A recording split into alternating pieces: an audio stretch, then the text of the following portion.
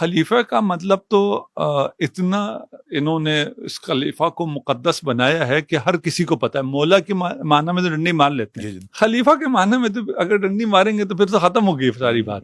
وہ سارا تقدس خلیفہ رسول کی بنیاد پر دیتے ہیں. تو اگر خلیفہ بھی پھر اس کا معنی بھی صرف دوست ہی ہوا تو پھر تو وہ بھی گیا. اس لیے یہاں لفظ خلیفہ موجود ہے. ہمیں ابھی اس سے بھی کام نہیں ہے, ہمیں کام ہے انت منی بمنزلۃ ہارون من موسیٰ. یہاں پہ دو چیزیں ہیں, انت منی, ایک انتا ہے ایک منی ہے, ایک موسیٰ ہے ایک ہارون.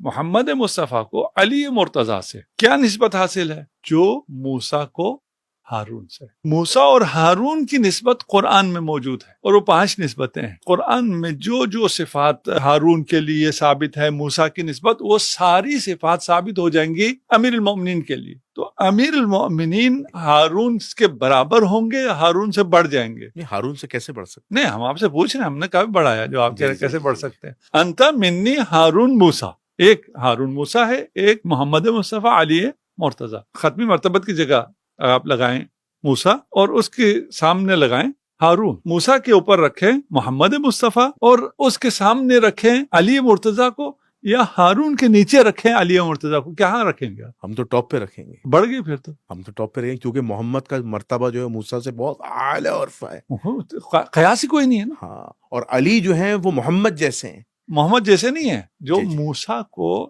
ہارون سے نسبت تھی, جی نسبت تھی, وہی نسبت محمد کو علی سے ہے. علی سے بے شک. تو لائن یوں چلے گی. جی ادھر سے یوں نہیں آئے گی. نہیں, سیدھی لائن آئے گی. بالکل سیدھی لائن چلے گی. وہ جتنا موسیٰ سے محمد بالا, اتنا ہارون سے علی بالا.